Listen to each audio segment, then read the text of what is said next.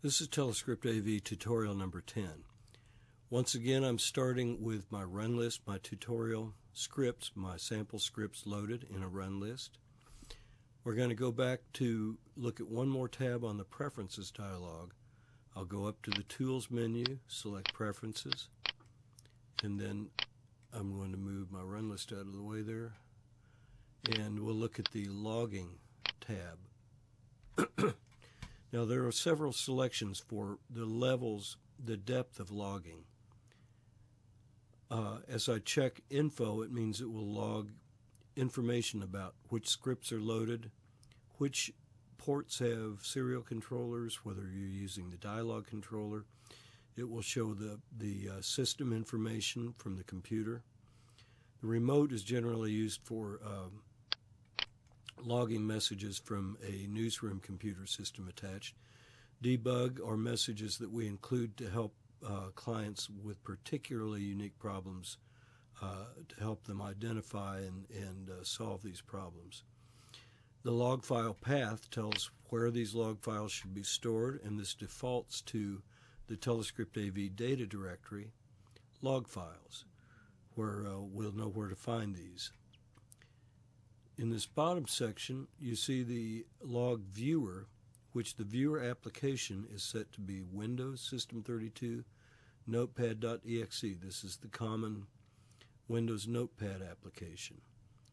There is also, to quickly clear all the log files out of the log file path, this button which is clear. I don't want to clear them out right now, so I actually want to look at one. So we're going to look at one. I'm going to select my most recent log file. This happens to be March 21st, 2013, and it's the fourth time I've started TeleScript AV today. So I'm going to select this one. I'm going to select View Log, and this will start a Notepad application, which I've pulled over in front of the screen now so that we can look at it. This is what a log file looks like. Our technicians know how to interpret this information because it tells us such things as the version of the program that's being used, the version of Windows that's being used, the usernames, and it tells us the time and date. This shows me all the preferences that have been set by the user. It shows all the controllers that are attached to the machine, and then in addition it shows me which scripts have been loaded, whether which of the file converters have been used to load a particular script, and then it will show when you go to prompt text and when you begin to scroll the text. It can often be considered as an audit as well as a logging file and can be used for auditing your program use. I'm going to close this.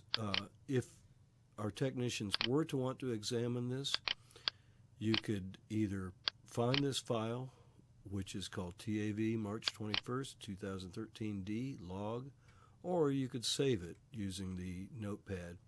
You could save it to your desktop where it would be easy to find, and where you would be able to email it to TeleScript technical support. I'll exit from that, and I am also going to exit from the preferences. After this, we'll start the more advanced